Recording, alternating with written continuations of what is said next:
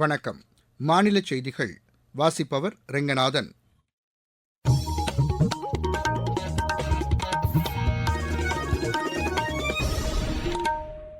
தலைப்புச் செய்திகள். பிரதமர் திரு நரேந்திர மோடி ரஷ்ய அதிபர் திரு விளாடிமிர் புதினுடன் இன்று இருதரப்பு பேச்சுவார்த்தை நடத்துகிறார். காவிரி டெல்டா மாவட்டங்களில் வேளாண் சார்ந்த தொழில்களை அதிக அளவில் தொடங்க நடவடிக்கை எடுக்கப்படும் என மாநில அரசு தெரிவித்துள்ளது. விக்கிரவாண்டி சட்டப்பேரவை தொகுதி இடைத்தேர்தலுக்கான ஏற்பாடுகள் முழுவீச்சில் மேற்கொள்ளப்பட்டு வருகின்றன. தமிழகத்தில் சட்டம் ஒழுங்கை நிலைநாட்ட மாநில அரசு தீவிர நடவடிக்கைகளை மேற்கொள்ள வேண்டும் என பிஜேபி வலியுறுத்தியுள்ளது. இந்தியா தென்னாப்பிரிக்கா இடையேயான மூன்றாவது மற்றும் இறுதி மகளிர் டுவெண்டி கிரிக்கெட் போட்டி சென்னையில் இன்று நடைபெறுகிறது. இனி விரிவான செய்திகள். பிரதமர் திரு நரேந்திர மோடி ரஷ்ய அதிபர் திரு விளாடிமிர் புதினுடன் இன்று இருதரப்பு பேச்சுவார்த்தை நடத்துகிறார்.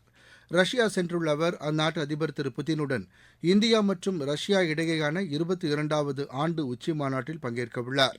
இதில் பாதுகாப்பு, வர்த்தகம், எரிசக்தி, கல்வி, கலாச்சாரம் உள்ளிட்டவற்றில் இருதரப்பு உறவுகளை வலுப்படுத்துவது குறித்து இரு தலைவர்களும் பேச்சு நடத்தவுள்ளனர். மண்டல மற்றும் உலகளாவிய விவகாரங்கள் குறித்தும் அவர்கள் பேச்சு நடத்தவுள்ளனர். பிரிக்ஸ், சாங்காய் ஒத்துழைப்பு அமைப்பு, G20, கிழக்காசிய உச்சிமாநாடு மற்றும் ஐநா போன்றவற்றில் இணைந்து செயல்படுவது குறித்தும் இரு தலைவர்களும் ஆலோசனை நடத்தவுள்ளனர்.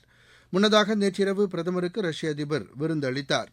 தமது பயணத்தின் அடுத்த கட்டமாக பிரதமர் திரு நரேந்திர மோடி இன்று ஆஸ்திரியா செல்லவுள்ளார். காவிரி டெல்டா மாவட்டங்களில் வேளாண் சார்ந்த தொழில்களை அதிக அளவில் தொடங்க நடவடிக்கை எடுக்கப்படும் என்று மாநில தொழில்துறை அமைச்சர் திரு TRB ராஜா கூறியுள்ளார். ஈச்சங்கோட்டை பகுதியில் பாமாயில் பழக்குலை கொள்முதல் நிலையத்தை திறந்து வைத்த பின் பேசிய அவர், பாமாயில் உற்பத்தியை அதிகரிக்க நடவடிக்கை எடுக்கப்பட்டுள்ளதாக கூறினார். கோத்ரேஜ் நிறுவனம் தனது மிகப்பெரிய ஒரு மேனுஃபேக்சரிங் யூனிட்டை தமிழ்நாட்டுக்கு கொண்டு வரப்போகுது. அதை தாண்டி அவர்களது ஆக்ரோ பிரிவில் தமிழ்நாட்டில், அதுவும் டெல்டா பகுதியில், நம்ம தஞ்சை டெல்டாவில் பாமாயில் உற்பத்திக்கான அந்த ஒரு சில இறங்கியிருக்காங்க. பாமாயில் பொறுத்த வரைக்கும் இந்தியா மிகப்பெரிய ஒரு இம்போர்ட், ஒரு 20% வேர்ல்டில் பாமாயில் இம்போர்ட்ஸ் இந்தியாவிலேயே இம்போர்ட் பண்ணுறோம். 60% நம்மளோட தேவை வெளிநாட்டிலேருந்து எடுத்துக்கணும். அதை உள்நாட்டிலேயே உற்பத்தி பண்ணுவதற்கான முயற்சியில் இன்று இறங்கியிருக்கிறோம். அந்த வகையில் எங்கெல்லாம் ரொம்ப தண்ணி தேவையும் ரொம்ப குறைவாக இருக்குது இந்த பயிருக்கு, எங்கெல்லாம் மிகப்பெரிய அளவில் தண்ணீர் பயிரெல்லாம் இப்போ நம்ம ரொம்ப கஷ்டப்படுறாங்களோ அந்த இடத்துல இந்த பாமாயில் பயிர் பண்ணுவது ஒரு ஏதுவாக இருக்கும்னு நினைக்கிறேன். விக்கிரவாண்டி தொகுதியில் நாளை இடைத்தேர்தல் நடைபெறவுள்ள நிலையில் அதற்கான ஏற்பாடுகள் தீவிரமடைந்துள்ளன. பதற்றமான வாக்குச்சாவடிகளில் கூடுதல் பாதுகாப்பு ஏற்பாடுகள் மேற்கொள்ளப்பட்டுள்ளதாக எமது செய்தியாளர் தெரிவிக்கிறார். விக்கிரவாண்டி இடைத்தேர்தலுக்கு பிரச்சாரம் நேற்று மாலையுடன் முடிவடைந்த நிலையில் இடைத்தேர்தலுக்கான வாக்குப்பதிவு நாளை நடைபெறவுள்ளது. இதற்காக வாக்கு எண்ணிக்கை 13ஆம் தேதி நடைபெறவுள்ளது.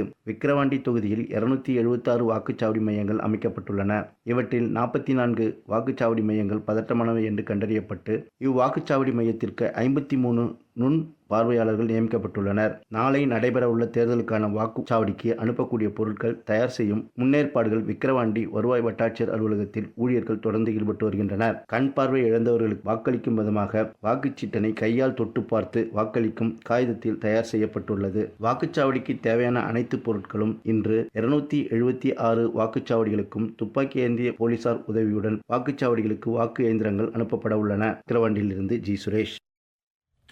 வேலூர் மாவட்டத்தில் மத்திய அரசின் சம்பூர்ணதா அபியான் திட்டம் சிறப்பாக செயல்படுத்தப்படுகிறது.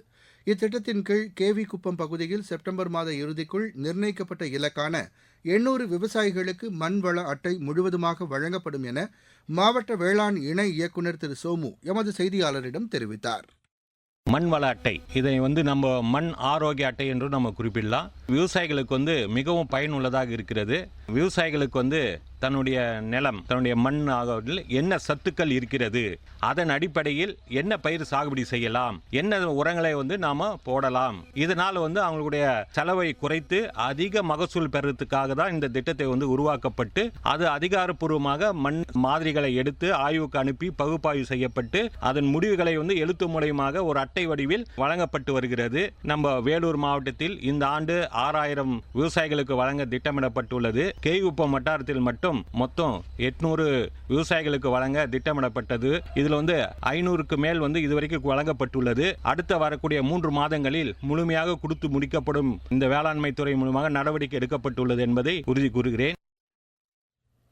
மூளையை பாதிக்கும் அமீபா நோய் குறித்து முன்னெச்சரிக்கையுடன் செயல்படுமாறு பொதுமக்களுக்கு தமிழக பொது சுகாதாரத்துறை அறிவுறுத்தியுள்ளது. இதுகுறித்து அனைத்து மாவட்ட சுகாதார அலுவலர்களுக்கும் தமிழக பொது சுகாதாரத்துறை இயக்குநர் செல்வ விநாயகம் கடிதம் எழுதியுள்ளார். அதில் தேங்கியிருக்கும் நீரில் குளிப்பதை பொதுமக்கள் மற்றும் குழந்தைகள் தவிர்க்க வேண்டும் என அறிவுறுத்தப்பட்டுள்ளது. நீர்நிலைகள், குளங்கள், ஏரிகளில் சுகாதாரம் பேணப்படுவதை உள்ளாட்சி அமைப்புகள் உறுதி செய்ய வேண்டும் என்று கேட்டுக் கொள்ளப்பட்டுள்ளது. அமீபிக் மெனிங்கோ என்செபாலிட்டிஸ் எனும் மூளையை பாதிக்கும் நோய் தொற்று தொடர்பான உயிரிழப்புகள் கேரளாவில் நிகழ்ந்ததை கருத்தில் கொண்டு முன்னெச்சரிக்கை நடவடிக்கைகளை மேற்கொள்ள வேண்டும் என அறிவுறுத்தப்பட்டுள்ளது. நீங்கள் கேட்டுக்கொண்டிருப்பது மாநில செய்தி அறிக்கை. புதிய குற்றவியல் சட்டங்களின் சிறப்பம்சங்கள். முதல் தகவல் அறிக்கையை எல்லை வரையறையின்றி எந்தவொரு காவல் நிலையத்திலும் பதிவு செய்யும் வசதி. 6 வகை சிறிய குற்றங்களுக்கு தண்டனையாக சமூக சேவை. பெண் குழந்தைகளுக்கு எதிரான பாலியல் வன்கொடுமையில் ஈடுபடுவோருக்கு ஆயுள் தண்டனை அல்லது மரண தண்டனை விதிப்பதற்கான பிரிவுகள். டிஜிட்டல் ஆவணங்களை சாட்சியங்களாக சேர்த்துக் கொள்ளவும் வகை செய்யப்பட்டுள்ளது. தமிழகத்தில் சட்டம் ஒழுங்கை நிலைநாட்ட மாநில அரசு விரைந்து நடவடிக்கைகளை எடுக்க வேண்டும் என பிஜேபி மாநில தலைவர் திரு அண்ணாமலை வலியுறுத்தியுள்ளார்.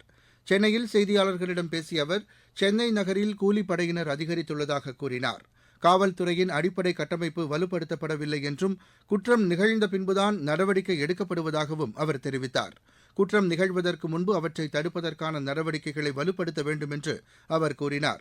பகுஜன் சமாஜ் கட்சியின் மாநில தலைவர் ஆம்ஸ்ட்ராங் கொலை வழக்கை சிபிஐயிடம் ஒப்படைக்க வேண்டும் என்றும் திரு அண்ணாமலை வலியுறுத்தினார். இம்மாதம் 1ஆம் தேதி முதல் மத்திய அரசின் 3 குற்றவியல் சட்டங்கள் நடைமுறைக்கு வந்துள்ளன.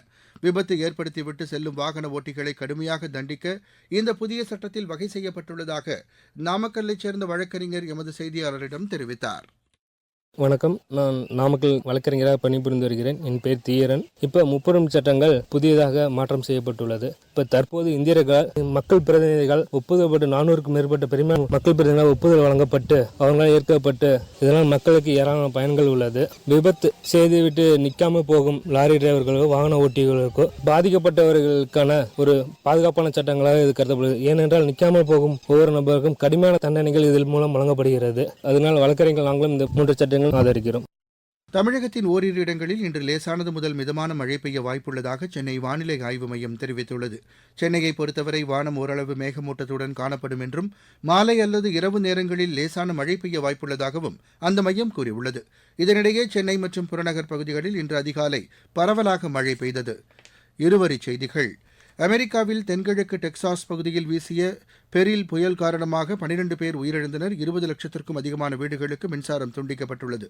பிரான்ஸ் நாடாளுமன்ற தேர்தலில் ஆளும் கட்சிக்கு பெரும்பான்மை கிடைக்காததை அடுத்து பிரதமர் கேப்ரியல் அட்டலின் ராஜினாமாவை ஜனாதிபதி இமானுவேல் மேக்ரான் நிராகரித்தார். இந்தியாவுக்கான பிரான்ஸ் தூதர் திரு தைரி மத்தோ மத்திய விளையாட்டுத்துறை அமைச்சர் திரு மன்சுக் மாண்டவியாவை சந்தித்து விளையாட்டுத் துறையில் இரு நாடுகளுக்கு இடையே ஒத்துழைப்பை அதிகரிப்பது குறித்து பேச்சு நடத்தினார். குளிர்சாதன பெட்டிகள் மற்றும் LED விளக்குகள் உற்பத்தியுடன் இணைந்த ஊக்கத்தொகை திட்ட பலன்களை பெற ஜூலை 15ஆம் தேதி முதல் 90 நாட்களுக்கு விண்ணப்பிக்கலாம் என மத்திய தொழில் மற்றும் வர்த்தக அமைச்சகம் தெரிவித்துள்ளது. திருவள்ளூரில் பொது விநியோக திட்ட ஆய்வுக் கூட்டம் மாவட்ட ஆட்சியர் திரு பிரபு சங்கர் தலைமையில் நடைபெற்றது. கடல் சீற்றங்களின் போது பொதுமக்களை மீட்பது தொடர்பாக காவலர்கள் மற்றும் தன்னார்வலர்களுக்கான சிறப்பு பயிற்சியை கன்னியாகுமரியில் மாவட்ட காவல் கண்காணிப்பாளர் திரு சுந்தரவதனம் தொடங்கி வைத்தார். திருநெல்வேலி மேட்டுப்பாளையம் சிறப்பு வாராந்திர ரயில் கல்லிடைக்குறிச்சி ரயில் நிலையத்தில் நிறுத்தம் இருந்தும் நிற்காமல் சென்ற விவகாரம் தொடர்பாக 2 லோகோ பைலட்டுகள் பணி இடைநீக்கம் செய்யப்பட்டுள்ளதாக தெற்கு ரயில்வே தெரிவித்துள்ளது. நாமக்கல்லில் மக்கள் குறைதீர்க்கும் நாள் கூட்டத்தில் 64 பயனாளிகளுக்கு அரசின் நலத்திட்ட உதவிகளை மாவட்ட ஆட்சியர் திருமதி உமா வழங்கினார். தஞ்சை மாவட்டத்தில் 6 பழங்கால ஐம்பொன் சிலைகளை பதுக்கி வைத்திருந்த 3 பேரை சிலை கடத்தல் தடுப்பு காவல்துறையினர் கைது செய்தனர். விளையாட்டுச் செய்தி. இந்தியா தென்னாப்பிரிக்கா இடையேயான 3வது மற்றும் இறுதி மகளிர் 2020 கிரிக்கெட் போட்டி இன்று நடைபெறுகிறது. சென்னையில் இரவு 7 மணிக்கு இப்போட்டி தொடங்குகிறது. 3 போட்டிகளை கொண்ட தொடரில் முதல் போட்டியில் தென்னாப்பிரிக்கா வெற்றி பெற்றது. 2வது ஆட்டம் மழை காரணமாக கைவிடப்பட்டது. மீண்டும் தலைப்புச் செய்திகள். பிரதமர் திரு நரேந்திர மோடி ரஷ்ய அதிபர் திரு விளாடிமிர் புதினுடன் இன்று இருதரப்பு பேச்சுவார்த்தை நடத்துகிறார். காவிரி டெல்டா மாவட்டங்களில் வேளாண் சார்ந்த தொழில்களை அதிக அளவில் தொடங்க நடவடிக்கை எடுக்கப்படும் என மாநில அரசு தெரிவித்துள்ளது. விக்கிரவாண்டி சட்டப்பேரவைத் தொகுதி இடைத்தேர்தலுக்கான ஏற்பாடுகள் முழுவீச்சில் மேற்கொள்ளப்பட்டு வருகின்றன. தமிழகத்தில் சட்டம் ஒழுங்கை நிலைநாட்ட மாநில அரசு தீவிர நடவடிக்கைகளை மேற்கொள்ள வேண்டும் என பிஜேபி வலியுறுத்தியுள்ளது. இந்தியா தென்னாப்பிரிக்கா இடையேயான 3வது மற்றும் இறுதி மகளிர் 2020 கிரிக்கெட் போட்டி சென்னையில் இன்று நடைபெறுகிறது. இத்துடன் இந்த செய்தி அறிக்கை நிறைவடைந்தது.